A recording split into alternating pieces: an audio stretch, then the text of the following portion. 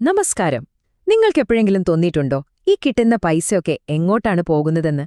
ശമ്പളം കിട്ടി കുറച്ചു ദിവസം കഴിയുമ്പോഴേക്കും അക്കൗണ്ട് കാലിയാകുന്നത് കാണുമ്പോൾ ഒരെത്തും പിടിയും കിട്ടാത്ത അവസ്ഥ വന്നിട്ടുണ്ടോ?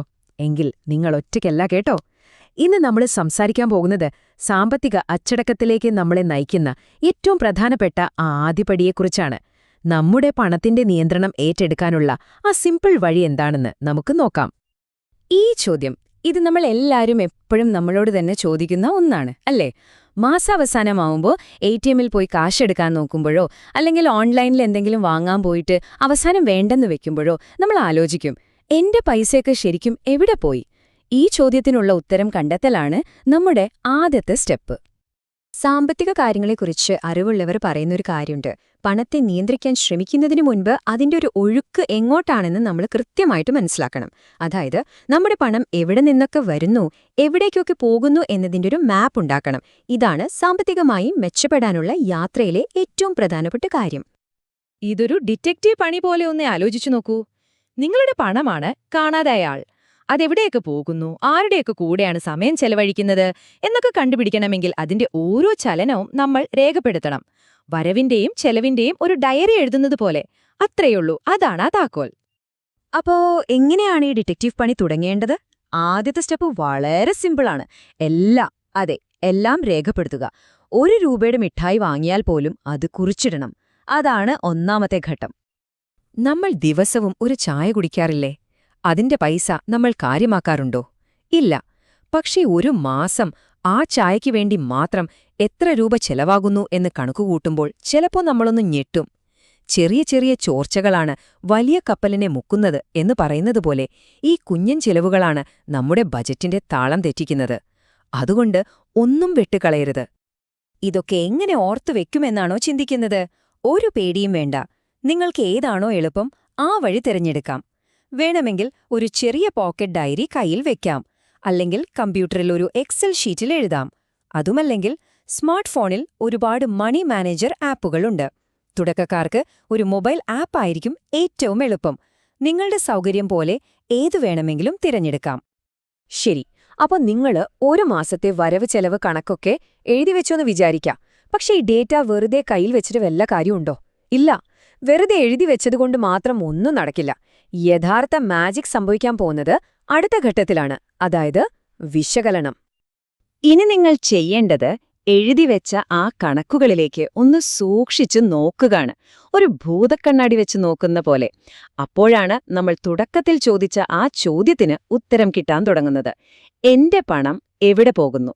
ആ ഉത്തരങ്ങൾ ചിലപ്പോൾ നിങ്ങളെ ശരിക്കും അത്ഭുതപ്പെടുത്തിയേക്കാം.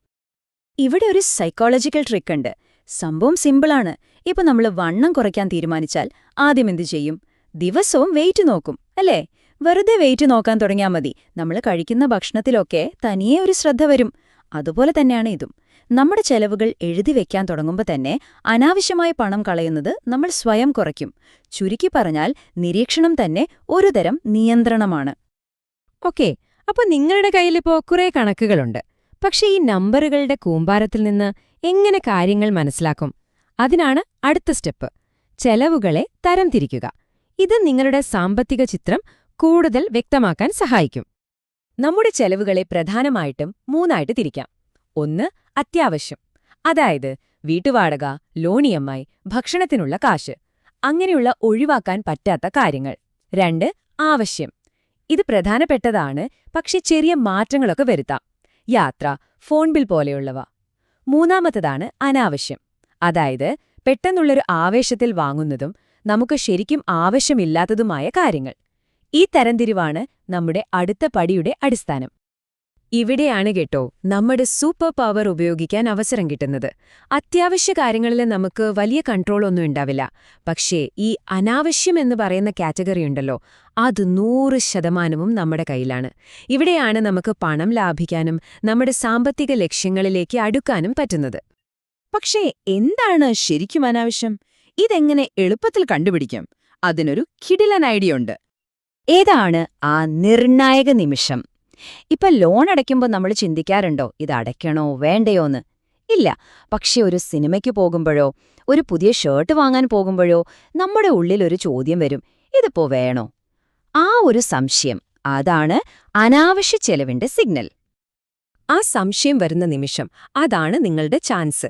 അവിടെ ഒരു സെക്കൻഡ് നിർത്തുക, എന്നിട്ട് സ്വയം ചോദിക്കുക, ഇതെനിക്ക് ശരിക്കും വേണോ അതോ ഒരു ആഗ്രഹം മാത്രമാണോ എന്ന്. ആ ഒരൊറ്റ നിമിഷത്തെ ചിന്ത മതി നിങ്ങളുടെ സാമ്പത്തിക ഭാവിയെ മാറ്റാൻ. അവിടെയാണ് നിങ്ങളുടെ നിയന്ത്രണം ആരംഭിക്കുന്നത്. അപ്പൊ നമ്മൾ പറഞ്ഞ ഈ 3 കാര്യങ്ങള്, അതായത് എഴുതി വെക്കുക, അത് നോക്കുക, പിന്നെ തരംതിരിക്കുക, ഇതാണ് ശരിക്കും സാമ്പത്തിക അച്ചടക്കത്തിലേക്കുള്ള ആ ഒന്നാമത്തെ പടി. ഒരൊറ്റ സ്റ്റെപ്പ്, പക്ഷെ വളരെ പവർഫുള്ളാണ്. ഓർക്കേണ്ട ഒരു കാര്യമുണ്ട്, ഏതൊരു വലിയ കെട്ടിടത്തിനും വേണ്ടത് നല്ലൊരു അടിത്തറയാണ്.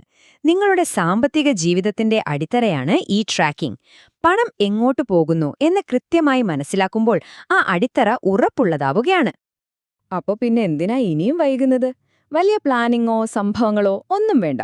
ഒരു ചെറിയ നോട്ട്ബുക്കും പേനയും മതി. അല്ലെങ്കിൽ ഫോണിൽ ഒരു ആപ്പ് ഡൗൺലോഡ് ചെയ്താൽ മതി ഈ യാത്ര തുടങ്ങാൻ. ഇന്ന് തന്നെ ആദ്യത്തെ സ്റ്റെപ്പ് വെച്ചാലോ, ഭാവിയിൽ നിങ്ങൾ നിങ്ങളോട് തന്നെ നന്ദി പറയും, ഉറപ്പാണ്.